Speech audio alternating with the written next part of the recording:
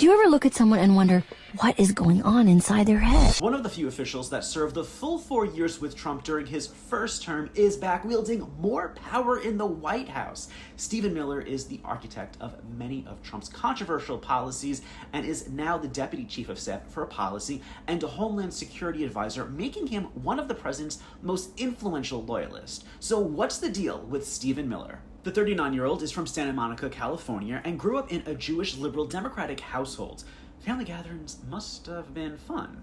But how did he get onto the other side of the political spectrum? Well, Miller has said that he really gained a conservative and Republican mindset when he was 16 years old after reading conservative books in middle school. He went on to study political science at Duke University and was the conservative columnist for The Chronicle, which is the college's newspaper, and this is actually one of his op-ed pieces that he wrote. Miller entered the DC world working for a number of Republican politicians before making his way into Trump's orbit, and he held a lot of positions with Trump, moving through the ranks pretty quickly during that first term, and I'm going to run through them because they're extensive. First was the senior policy advisor for his 2016 campaign, then a speechwriter for Trump. He even wrote Trump's 2016 RNC speech and his 2017 inaugural address.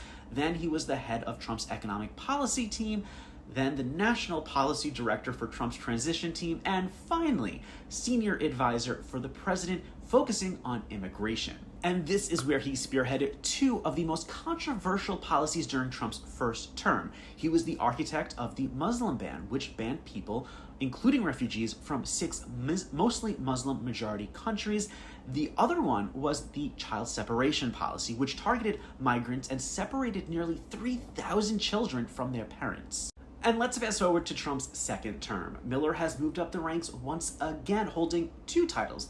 The ones that I mentioned before, the Deputy Chief of Staff for Policy and Homeland Security Advisor. And despite Miller not even being a lawyer, some have said, like in this New York Times article, that he is the one pulling the strings at the Department of Justice, not this one right here, our Attorney General, Pam Bondi.